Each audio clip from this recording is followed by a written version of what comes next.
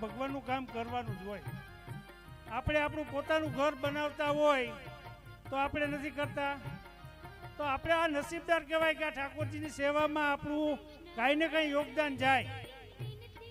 આપણે એવું નથી કહેતા જે તમારી યથાશક્તિ 50 રૂપિયા આપો, 100 રૂપિયા આપો, પણ કાંઈક ને કાંઈક આપણે ભગવાનનું મંદિર જ્યારે બનતું હોય ત્યારે આપણે આપવું જ જોઈએ. અને આજે જે પણ એટલા ખુશ છે કે રમેશભાઈ અમારી કલ્પના બારું તમે બધાએ ભેરા થઈ અને ખૂબ સરસ મજાની હવેલી બનાવી છે.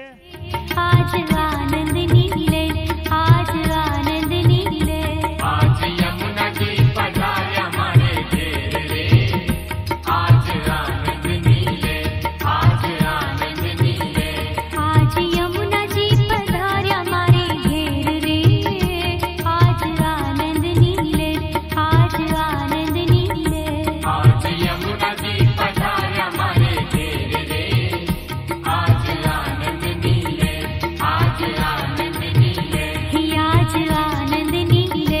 આજ આનંદ નીલે, આજ આનંદ નીલે, આજ આનંદ નીલે, આજ આનંદ નીલે, આજ આનંદ નીલે, આજ આનંદ નીલે, આજ આનંદ નીલે, આજ આનંદ નીલે.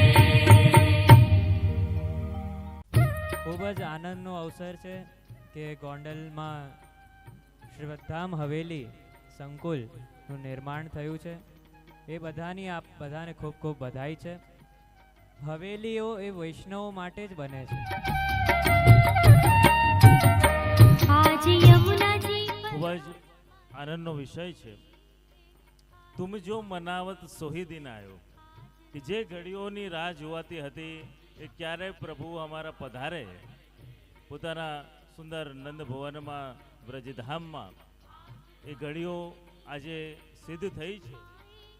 કે સ્વપ્ન જોવું એક અલગ વાત હોય છે અને સ્વપ્ન સિદ્ધ થવું એ ભગવત કૃપાથી જ સંભવ હોય છે. તો અહીંયા એક સુંદર એવો મનોરથ હતો કે આટલું વૈષ્ણવ અહીંયા સૌરાષ્ટ્રમાં વસી રહ્યું છે, તો ત્યાં આટલો બધો ભાવ છે.